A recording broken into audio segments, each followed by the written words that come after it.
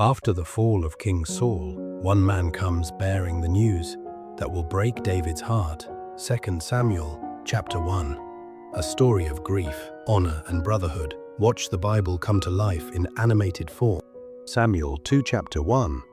David hears of Saul's death. After the death of Saul, David returned from striking down the Amalekites and stayed in Ziklag 2 days.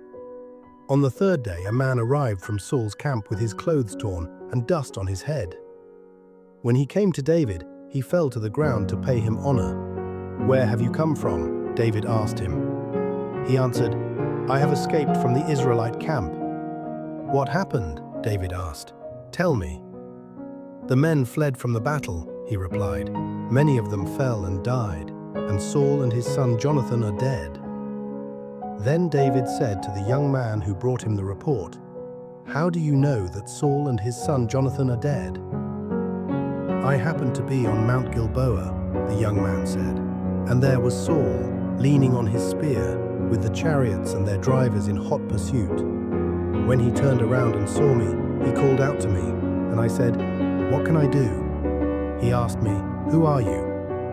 'An Amalekite,' I answered. Then he said to me, 'Stand here by me and kill me.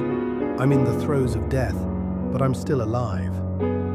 So I stood beside him and killed him, because I knew that after he had fallen, he could not survive. And I took the crown that was on his head and the band on his arm and have brought them here to my lord."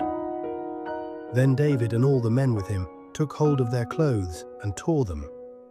They mourned and wept and fasted till evening for Saul and his son Jonathan, and for the army of the Lord, and for the nation of Israel, because they had fallen by the sword. David said to the young man who brought him the report, "Where are you from?" "I am the son of a foreigner, an Amalekite," he answered. David asked him, "Why weren't you afraid to lift your hand to destroy the Lord's anointed?"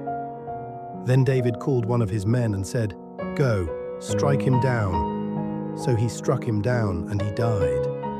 For David had said to him, "Your blood be on your own head. Your own mouth testified against you when you said, 'I killed the Lord's anointed.'" David's lament for Saul and Jonathan. David took up this lament concerning Saul and his son Jonathan, and he ordered that the people of Judah be taught this lament of the bow. It is written in the book of Joshua. "A gazelle lies slain on your heights, Israel. How the mighty have fallen. Tell it not in Gath, proclaim it not in the streets of Ashkelon, lest the daughters of the Philistines be glad, lest the daughters of the uncircumcised rejoice, mountains of Gilboa. May you have neither dew nor rain. May no showers fall on your terraced fields. For there the shield of the mighty was despised, the shield of Saul, no longer rubbed with oil. From the blood of the slain, of the flesh of the mighty, the bow of the back, the sword of Saul did not return unsatisfied. Saul and Jonathan, Diameter acclaimed they were loved and admired, and in death they were not parted. They were swifter than eagles, they were stronger than lions. Daughters of Israel, weep for Saul who clothed you in scarlet and finery, who adorned your garments with ornaments of gold. How the mighty have fallen in battle. Jonathan lies slain on your heights. I grieve for you, Jonathan, my brother.